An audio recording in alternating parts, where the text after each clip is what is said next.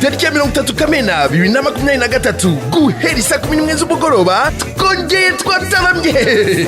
Iganze event yishimye kurarikira abanyarwanda igitaramo Gakondo Connect Concert muri Kigali, aho tuzataramana n'imena mu matorero Inyamibwa ARG n'indashyikirwa Gakondo Iganze.